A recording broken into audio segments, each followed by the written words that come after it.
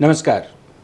Bookshelf के इस नए एपिसोड में आपका स्वागत है और आज हमारे साथ जो ख़ास लेखक मौजूद हैं वो हैं अनुरंजन झा, जो भारतीय राजनीति पर बहुत गहरी पकड़ रखते हैं। साथ ही पत्रकारिता में बहुत लंबा अनुभव है इनका। कई चैनलों को इन्होंने शुरू किया, चलाया और इसके अलावा लेखन के क्षेत्र के अलावा समाज सेवा और बहुत सारे ऐसे काम हैं जो अनुरंजन करते हैं। तो अनुरंजन जी से उनकी किताबों के बारे में चर्चा करते हैं इस खास कार्यक्रम में। अनुरंजन जी, बहुत स्वागत है आपका। बहुत बहुत शुक्रिया अतुल जी। लेकिन शुरुआत जैसे आपने की, पत्रकारिता आपने लंबे समय तक की, शुरुआत तो आपकी पत्रकारिता से हुई, बहुत सारे चैनलों में बहुत तरह के कार्यक्रम आपने बनाए और लेखन की तरफ आपका जो झुकाव हुआ वो अचानक से कैसे हुआ? अतुल जी, देखिए, साहित्य और पत्रकारिता में एक बुनियादी फ़र्क है जो आप बेहतर समझते हैं। और शुरू के दिनों से ही जब मैं पढ़ाई कर रहा था दिल्ली विश्वविद्यालय में, तो तब से ही मैं अखबारों में लिखता था और पत्रकारिता मेरा एक शगल रहा। मैं पत्रकारिता में आया और मैं हर किसी को बोलता हूँ कि मैं डेलिबरेट जर्नलिस्ट हूँ, मैं एक्सीडेंटल नहीं हूँ। बहुत सारे लोग किन्हीं किन्हीं वजहों से, किन्हीं किन्हीं कारणों से पत्रकारिता में आ जाते हैं। मैं पत्रकारिता सोच समझ के आया, क्योंकि पत्रकारिता में आने से पहले मैं बैंकर था और वो छोड़कर वो नौकरी, तब मैं पत्रकारिता में आया। एक समय आया पत्रकारिता करते करते करते, टेलीविज़न ज़्यादा मैंने किया, प्रिंट में बहुत कम काम किया। टेलीविज़न इतना ज़्यादा किया, टेलीविज़न के स्वरूप बदल रहे थे, चीज़ें बदल रही थी। फिर मुझे लगा कि कुछ नया करना चाहिए। और टेलीविज़न में भी जो मुझे लगता है कि मुख्य आधार होता है किसी भी पत्रकारिता का, वो लेखन ही है। अगर आपकी स्क्रिप्ट अच्छी है, आपकी भाषा अच्छी है, आप अच्छी चीज़ें बता रहे हैं लोगों को, तो लोग उस पर रुकते हैं, टिकते हैं, आपकी बात करते हैं। तो उस लेखन की वजह से, उस स्क्रिप्टिंग की वजह से मुझे लगा कि जैसी भाषा में टेलीविज़न की स्क्रिप्टिंग मैं करता हूँ या जैसी भाषा में मैं लोगों से बात करता हूँ, उसी भाषा में अगर कुछ किताबें भी लिखी जाएं, कुछ कहानियाँ की जाएं, कुछ किस्सागोई की जाए, राजनीतिक किस्सागोई हो, शुरुआत हमने उसी से की। तो फिर हमने सोचा कि करें। साथ ही कुछ ऐसी परिस्थितियाँ थी, अन्ना मूवमेंट की मैं उससे काफ़ी करीब से जुड़ा रहा और कुछ घटनाएं ऐसी घटी कि उसके बाद मेरे मन पे एक लग रहा था कि एक मानसिक दबाव है कि ये बातें दुनिया को पता होनी चाहिए। जो घटनाएं कुछ घटी, जब हम आगे चर्चा करेंगे तो उस पर बात होगी, तो हमें लगा कि ये बातें लोगों को मालूम होनी चाहिए। तो मालूम कैसे हो?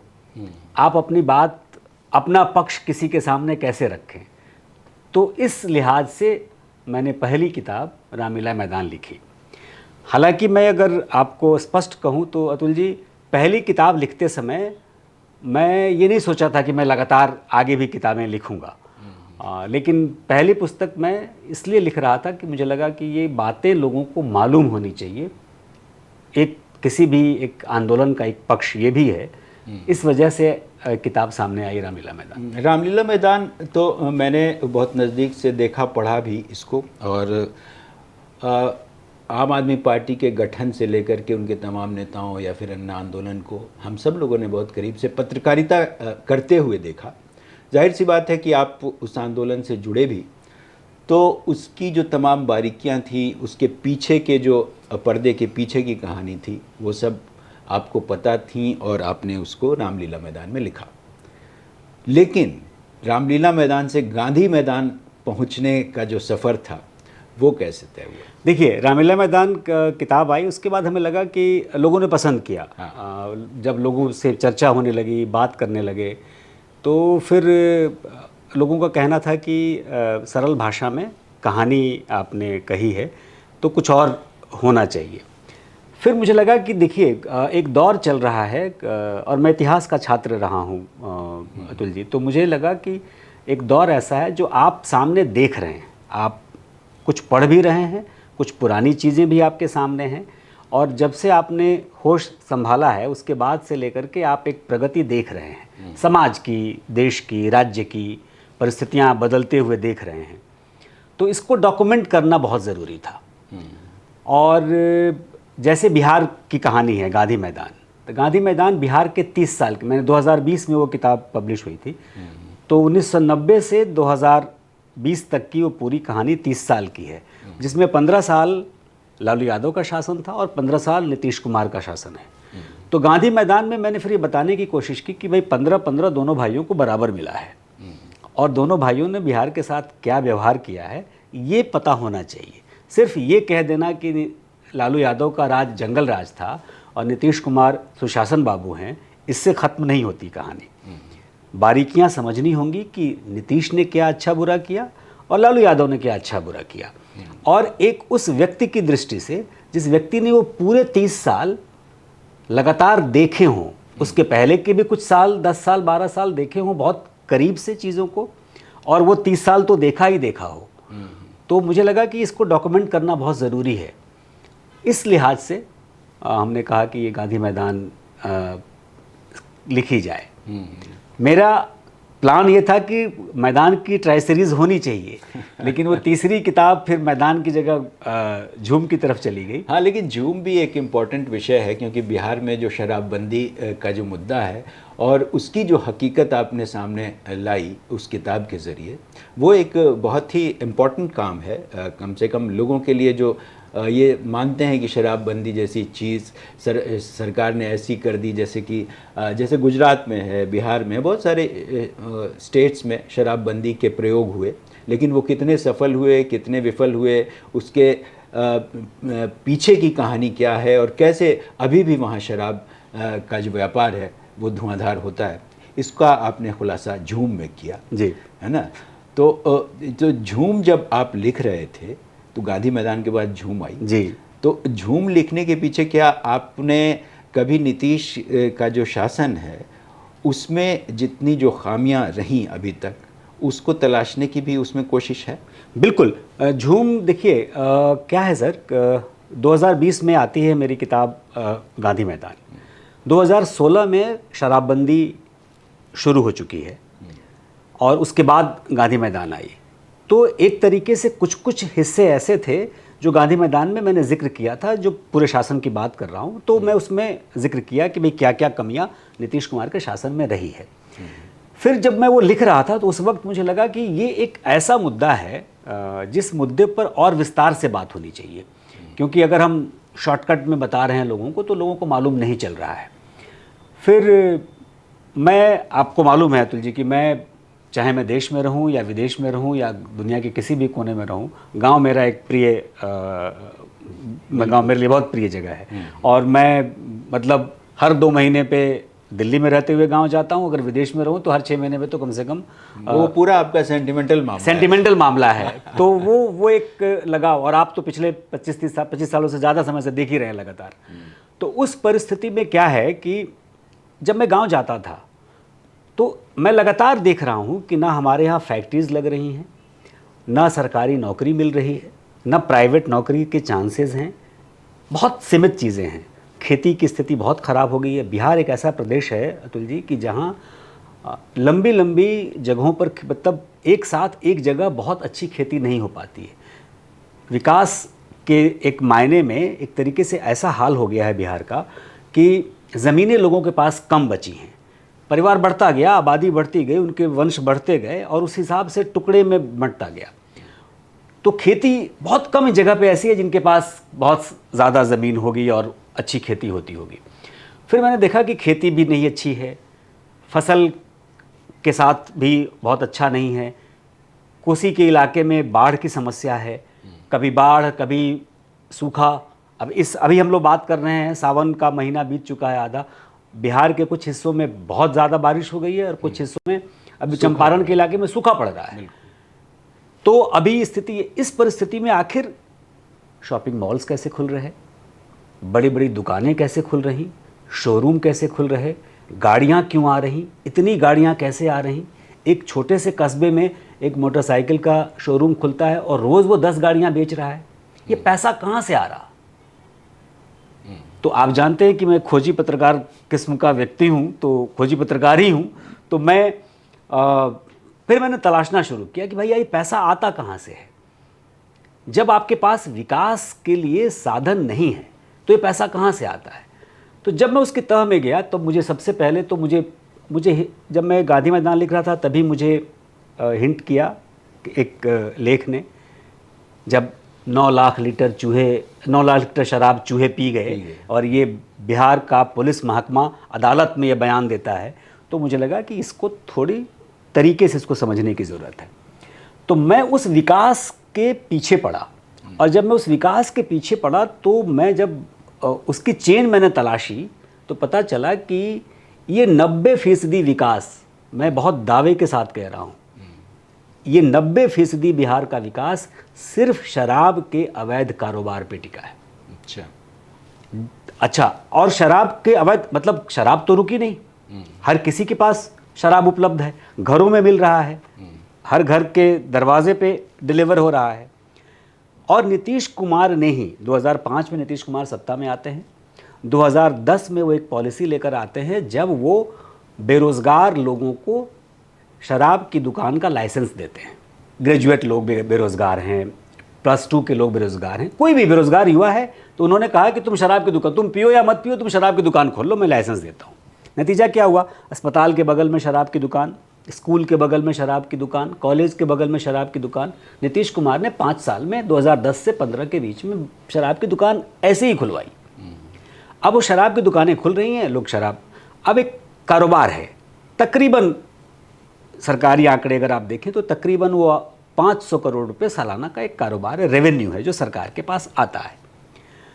जब 15 की तैयारी उन्होंने शुरू की चुनाव की, तो 15 की चुनाव से पहले जब वो 14 से घूमना शुरू किए, इधर केंद्र में मोदी आ गए हैं, मोदी के साथ उनकी तनातनी चल रही है, और वहाँ पर वो घूमना शुरू किया जब उन्होंने 15 के चुनाव की तैयारी में, तो उनको महिलाएं कह रही हैं कि शराब बंद कराओ नहीं तो तुमको वोट नहीं देंगे। एक कोर वोटर जो उन्होंने खुद क्रिएट किया है। देखिए, नीतीश कुमार की जाति का वोट बहुत कम है बिहार में, लेकिन फैक्टर कहाँ है कि नीतीश कुमार ने अपने शासन में कुछ वोटर्स बनाए, महिलाओं के को बनाया और लड़कियों को बनाया। लड़कियों को साइकिल दिया, पोशाक दिया, और लड़कियां बड़ी हुई, 5 साल के बाद वो 18 साल की वोटर हो गई। वो नीतीश कुमार का वोटर है, वो किसी का वोटर नहीं, आज भी वो किसी का वोटर नहीं है। वो शादी करके कहीं और चली गई, उसका पति भी उसका वोटर हो गया। ये वोट उन्होंने क्रिएट किया है। अब वो वोटर उनसे बिदक रहा है, वो कह रहा है कि शराब खराब है, इसकी वजह से हमें परेशानी है, इसको बंद करिए। जब पूरा बिहार वो घूम चुके एक बार, तो नीतीश कुमार को लगा कि मुझे शराबबंदी तो करनी पड़ेगी, नहीं तो मेरे लिए समस्या हो जाएगी। वो अनाउंस करते हैं कि भाई मैं सरकार में दोबारा आऊँगा, शराबबंदी कर देंगे। 15 में वापस आते हैं, लेकिन इस बार वापस आते हैं वो तेजस्वी के साथ। तेजस्वी बंद करना नहीं चाहते, फिर भी वो 16 में उन्होंने बंद कर दिया। अचानक से घोषणा करते हैं शराब बंद हो गई। 500 करोड़ के रेवेन्यू को उन्होंने लात मार दी। एक बड़ा गट्स चाहिए। और मुझे याद है कि उन्होंने ये कहा कि जब लोगों ने कहा कि कुछ टूरिस्ट आते हैं, जो टूरिस्ट तो बाहर के लोग आते हैं पीते हैं, तो बोले मेरे यहाँ टूरिस्ट नहीं आए, मेरे यहाँ टूरिज़्म बंद हो जाए, मुझे कोई फ़र्क नहीं पड़ता, मैं शराब नहीं बिकने दूंगा। ये कन्विक्शन के साथ नीतीश कुमार आते हैं। अब देखिए, आज की स्थिति में जो 500 करोड़ का सालाना कारोबार वैध रेवेन्यू सरकार को आता था, मैं आज 2025 में बताऊं अतुल जी, 50,000 करोड़ का सालाना कारोबार अवैध है जो बिहार में घूम रहा है। और उसी से ये सारी उसी से ये विकास हो रहे हैं। मतलब उसके भी जड़ में कहीं ना कहीं शराब ही है। वो शराब, तो अब जब मैं उस शराबबंदी की तरफ बढ़ा तो मैं देखा कि आपने एक तरफ बंद कर दिया, रेवेन्यू आना बंद हो गया, और अचानक से अवैध कारोबार, 100 रुपये की शराब 500 रुपये में बिक रही है, घर में बिक रही है। पुलिस प्रशासन, अच्छा आपने कोई पुलिस को ट्रेन तो किया नहीं कि शराब को पकड़ लो, अलग से फोर्स तो लगा ही नहीं। वही पुलिस फोर्स शराब पकड़ने में भी लग गई, दूसरे अपराध पर उसकी नज़र खत्म हो गई। आपने, अच्छा पहले तो और सख्त नियम थे, जब उन्होंने लागू किया तो ये था कि अगर आपके घर में शराब मिल गई तो घर के सब लोग जेल जाएंगे। आपको मैं बताऊं कि जब तक ये नियम चला, मैं अपने घर के दरवाजे में, बरामदे से अंदर, मैं गांव के लोगों की भी अनुमति नहीं थी घर जाने की। भाई मैं बाहर रहता हूँ, माता पिता गांव में रहते हैं, पता चला कि किसी ने उठा के लाकर बोतल रख दी, किसी ने जाके पुलिस को बता दिया। जिस आदमी ने जीवन में सारी ज़िंदगी 75 साल एक बूंद शराब नहीं छुआ हो और वो शराब के चक्कर में जेल चला जाए, कुछ भी हो सकता है। तो उन्होंने ये नियम था। एक नियम क्या था कि जिस थाने के क्षेत्र में पकड़ा जाएगा, थानेदार पे कार्रवाई होगी। वो क्यों पकड़ेगा जी? वो मिलेगा भी तो नहीं पकड़ेगा। फिर अब क्या है कि एक अपराधी को पकड़ने में जो उसको मेहनत लगती है पुलिस वाले को, या जो उसके रिसोर्सेज लगते हैं, या जो उसकी तरक्की होती है, उससे ज़्यादा पैसा उसको मिल रहा है शराब पकड़ के और नहीं पकड़ के। भाई वो एक छोटी सी गाड़ी का पकड़ता है और बड़ी सी गाड़ी को छोड़ता है। हाँ, मतलब ये सारी कहानी जो आपने इस तफ्तीश के दौरान, ये जो पूरा आपने किया, इसके पीछे रिसर्च किया, आपने खोज की, वो पूरा झूम में आपने जी एक कहानी की तरह पेश कर दिया। और जाहिर सी बात है इसका बहुत अच्छा रिस्पांस भी रहा जी झूम का। अब आते हैं हकीकत नगर पे जी, जो कि मैं शुरू में कहना भूल गया था जी। लेकिन हकीकत नगर शायद दिल्ली यूनिवर्सिटी पे केंद्रित। जी जी, आपको ठीक याद आया। हाँ, तो दिल्ली यूनिवर्सिटी में आपने जो पढ़ाई की और आज की तारीख में दिल्ली में शाहीन बाग तो बड़ा चर्चित रहा, ये हकीकत नगर कैसे चर्चित हो गया भाई? हकीकत नगर का क्या है सर कि दिल्ली विश्वविद्यालय के इलाके में ना किंग्सवे कैंप्स के पास एक छोटा सा मोहल्ला है, छोटा सा मतलब जगह है, छोटी सी एक कॉलोनी है हकीकत नगर के नाम से। तो बहुत सारे बच्चों को, जिनको, चूँकि दिल्ली विश्वविद्यालय में आप जानते हैं कि जो नॉर्थ कैंपस के भी कॉलेजेस हैं, वहाँ पे सब कॉलेजेस में हॉस्टल नहीं है, और हॉस्टल हैं तो पर्याप्त नहीं है। बिहार, उत्तर प्रदेश, मध्य प्रदेश, राजस्थान से बहुत सारे बच्चे आते हैं और वो सारे बच्चे, सबको हॉस्टल मिलता नहीं है। एक कोर्स में 1-2 बच्चों को हॉस्टल मिलता है। तो वो सारे बच्चे हकीकत नगर, गांधी नगर, किंग्सवे कैंप, मुखर्जी नगर, विजयनगर, इन्हीं इलाकों में रहते हैं जैसे जैसी अपनी परिस्थितियाँ होती। तो मैं जब आफ्टर ग्रेजुएशन, मैं जब मास्टर्स की तरफ आया तो मैं कुछ समय तक हकीकत नगर में रहा। तो हकीकत नगर एक नाम मुझे वहाँ से मिला, और दिल्ली विश्वविद्यालय में पढ़ते समय एक वहाँ के हम सब दोस्तों का एक ग्रुप था।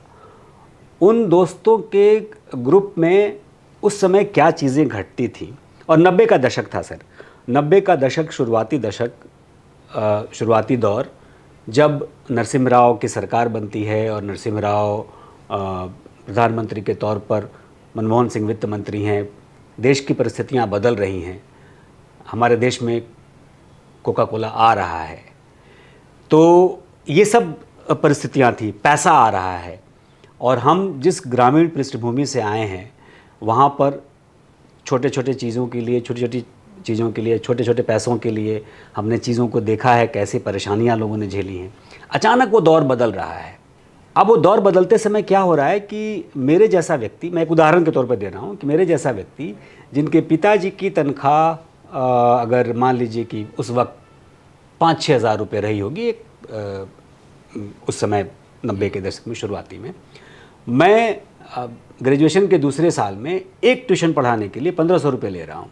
तो ये दौर बदल रहा है, पैसा आ रहा है लोगों के पास, और उसी परिवेश में जो छात्र हैं उनकी अपनी राजनीति है, उनके अपने प्रेम प्रसंग हैं, वो दौर बदल, उसी दौर की कहानी है। तो उसमें क्या है कि कुछ हमने कैरेक्टर्स गढ़े हैं, कहानियाँ सारी सच्ची हैं, लेकिन हो सकता है कि आपकी कहानी मेरे से मिक्स कर दी हो, इनकी कहानी उनसे मिक्स कर दी हो, ताकि कोई ये आरोप न लगाए कि तुमने मेरी पूरी कहानी लिख दी। तो ये है, लेकिन कहानियाँ सारी सच्ची हैं। और जब वो आज के दौर का भी छात्र उसको पढ़ेगा तो उसको लगेगा कि अच्छा 90 के दशक में ऐसा था, और कुछ चीज़ें आज भी, चूँकि छात्र होते हैं, छात्र का, तो वो मैच करेगा। और उस दौर के लोगों को तो वो एक नॉस्टैल्जिया में लेके जाने वाली बात है। तो वो एक कहानी नहीं, अच्छा है, कम से कम आपने यूथ को पकड़ा, यूथ की साइकोलॉजी को भी सामने लाने की कोशिश की। इस बहाने छात्र राजनीति की भी बात हुई, और बहुत सारी चीज़ें जो लोग जानना चाहते हैं उसको आपने बेहतर तरीके से, चूँकि आपकी भाषा बहुत ही शानदार है, लोगों को पकड़ने वाली है, आपकी किताबों को पढ़ते हुए ये लगता है कि कम से कम इसमें भाषा का एक फ़्लो है, और घटनाएं भी ऐसे दिलचस्प तरीके से आप पेश करते हैं कि लगता है कि इस कहानी में कुछ दम है। आप शुरू करते हैं तो उसको ख़त्म करना ज़रूरी है, पहली चीज़ तो ये है। और दूसरे ये कि इस तरह की कहानियों की तलाश रहती है OTT वालों को, तो क्या मतलब क्या इरादे हैं, इनमें से कुछ जा रही है कि नहीं? सर मैं आपको बताऊं कि ये सब जा चुकी हैं, और कब आएंगी ये अभी पता नहीं है, लेकिन सब जा चुकी हैं।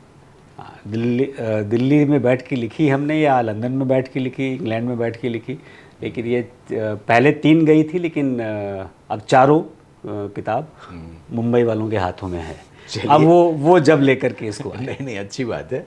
अब चलते चलते आपके अगले प्रोजेक्ट पे भी बात कर लेते हैं। किताबें तो आप लगातार लिख ही रहे हैं, जाहिर सी बात है अब भारत से ज़्यादा आपका समय लंदन में बीतता है, जो भी पारिवारिक स्थिति बनी उसके हिसाब से वहाँ बैठ कर के लिखना पढ़ना आपका जारी है और ये एक अच्छी बात है।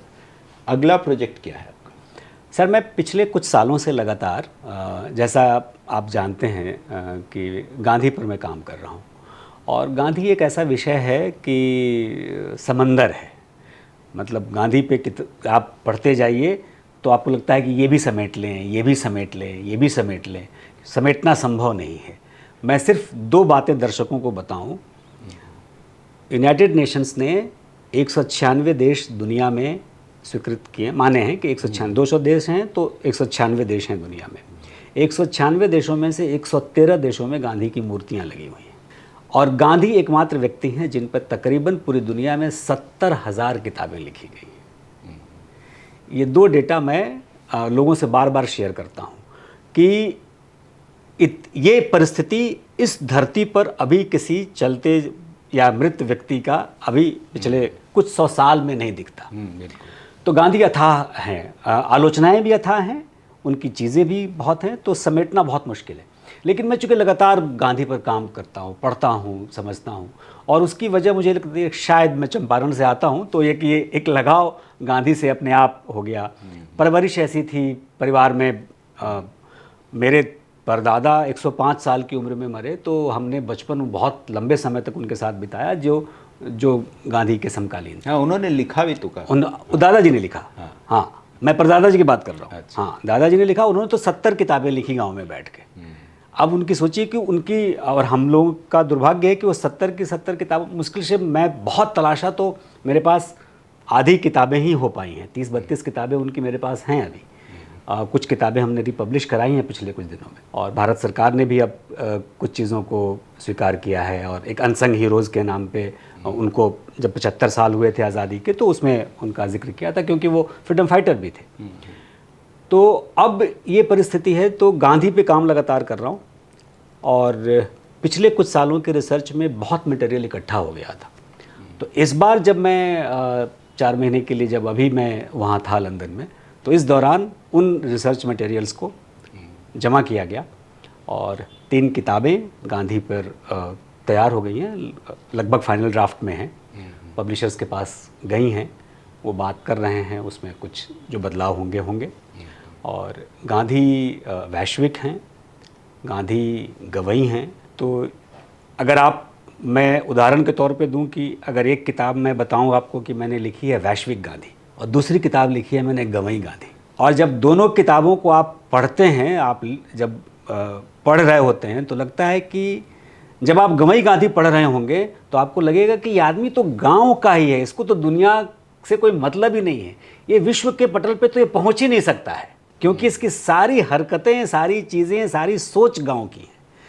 जब आप वैश्विक गांधी पढ़ते हैं तो आपको लगेगा कि इसको तो गांव का पता ही नहीं होगा, ये आदमी तो पता नहीं कहाँ सोच रहा है, किस लेवल पे बात कर रहा है, ऐसे 100 साल पहले, कि जिसको लेकर के क्या आइंस्टीन क्या बोलते हैं, और बाद में मंडेला क्या कह रहे हैं, ओबामा क्या कह रहे हैं। तो ये सब है, और कुछ और चीज़ें हैं गांधी से जुड़ी हुई, लगातार चल रही है। तो अभी आने वाले दिनों में गांधी पे कुछ चीज़ें मैं कर रहा हूँ, जो लगातार हमको लगता है कि अगले 1-2 साल, इस बीच में कुछ ऐसी चीज़ें हो गई डेवलप कि बीच में समय निकाल के कर पाया तो ठीक है, नहीं तो मुझे लगता है कि सीरीज़ भी बहुत इंपॉर्टेंट सीरीज़ है ना जी।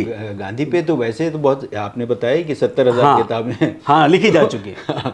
तो जाहिर सी बात है कि उन्हीं किताबों की श्रृंखला में आपकी 3 और किताबें आएंगी, लेकिन जाहिर सी बात है कि ये 3 किताबें उन 70,000 से कहीं ना कहीं अलग होंगी। मैं कोशिश तो कर रहा हूँ, मैं कोशिश कर रहा हूँ कि थोड़ी चीज़ें लोगों को एक अलग नज़रिए से देखने को मिले, और इतिहास है, इतिहास तो है उसमें, लेकिन उस इतिहास की मैंने विवेचना की है थोड़ी। मैंने जहाँ मुझे लगा है कि गांधी को मुझे गांधी बनाना है, वहाँ मैंने गांधी हैं, और जहाँ मुझे लगा है कि नहीं, यहाँ पे इनकी आलोचना होनी चाहिए, तो नहीं, अच्छा है उनका। मैंने- देखिए, टोटलिटी में एनालिसिस जब आप किसी का भी करते हैं तो उसमें आलोचना भी होती है। ऐसा कुछ नहीं है कि जी। सब आप तारीफ के पुल ही बांधें, ऐसा कुछ भी नहीं। जी। ये अच्छी बात है कम से कम। और ये मैं आपको बहुत शुभकामनाएं देता हूँ आपके आने वाले प्रोजेक्ट्स के लिए और किताबों के लिए। Thank you. हमारे दर्शकों को आपने इतनी जानकारी दी अपने किताबों के बारे में, अपने बारे में। हालांकि बातें तो बहुत कुछ हैं करने को, लेकिन अगली किस्त में फिर फिलहाल, करें। जी, हैं? शुक्रिया अतुल जी।